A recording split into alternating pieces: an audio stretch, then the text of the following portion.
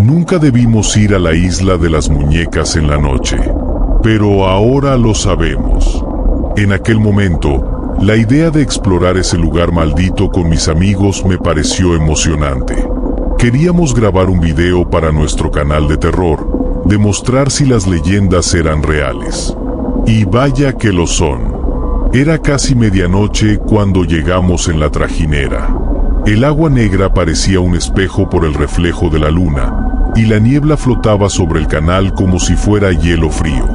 Apenas pusimos un pie en la isla, sentimos la pesadez de la energía, como si alguien o algo estuviera observándonos todo el tiempo. Muñecas rotas colgaban de los árboles, cabezas sin ojos, cuerpos de plástico carcomidos por el tiempo. Algunas parecían recién colocadas, limpias, como si alguien aún las trajera para apaciguar a la niña muerta. «Escuchen», susurró Carla, señalando la cabaña de don Julián. «Alguien está llorando».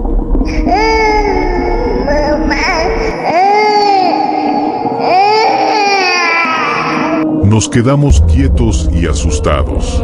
Un lloriqueo fuerte, infantil, se escuchaba en el aire. Marcos, el más escéptico del grupo, dijo: «Son perros o algo, no se asusten», avanzando hacia la cabaña. «Vamos a entrar». La puerta crujió al abrirse. Dentro, el olor a humedad y suciedad era insoportable. Había muñecas amontonadas en cada rincón, con sus rostros sucios y deformes. En una mesa de madera vieja, encontramos algo que nos puso la piel de gallina, una foto en blanco y negro, amarillenta por el tiempo. Mostraba a una niña sentada en la isla, rodeada de muñecas.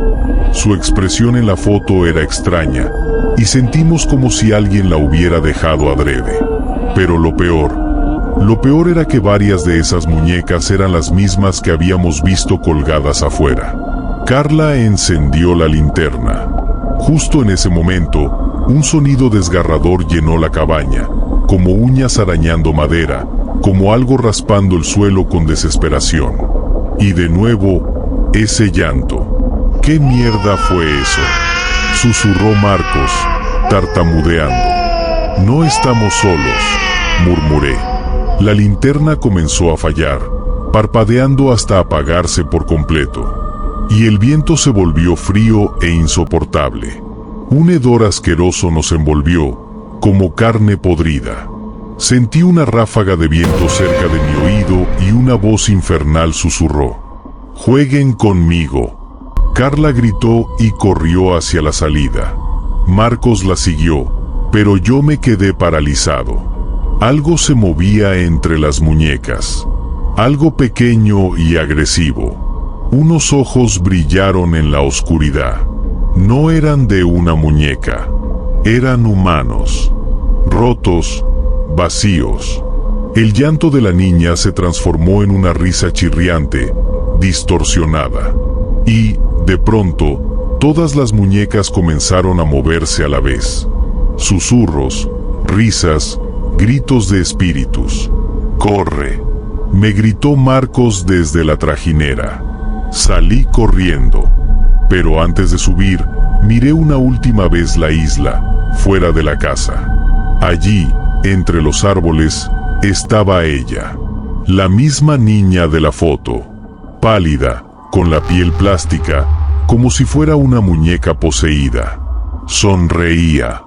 En sus brazos tenía a una muñeca idéntica a ella. Me miró, levantó un dedo y se lo llevó a los labios. Señal de que no dijera nada de lo que vi. Susurró. El bote se alejó de la isla y el silencio nos envolvió. Nadie habló en todo el camino. Pero, al llegar a casa, revisé la grabación. No había nada. Solo estática. Excepto por el final. Justo antes de que terminara el video, apareció el rostro de la niña en la pantalla, sonriendo, con la muñeca en brazos. Pero, esta vez, su sonrisa era más amplia, como si nos hubiera estado vigilando. El video se cortó abruptamente. Esa noche no dormí. Dejé la luz encendida, pero a las 3:33 de la madrugada, mi lámpara parpadeó y se apagó. Mi corazón se detuvo cuando vi, en la penumbra, una pequeña silueta en la esquina de mi habitación. No podía moverme. No pude gritar. Solo escuché, una vez más, aquel susurro gélido y aterrador. «Jueguen conmigo». Y entonces, un muñeco que estaba en mi escritorio, uno que no era mío, giró su cabeza lentamente hacia mí y sonrió.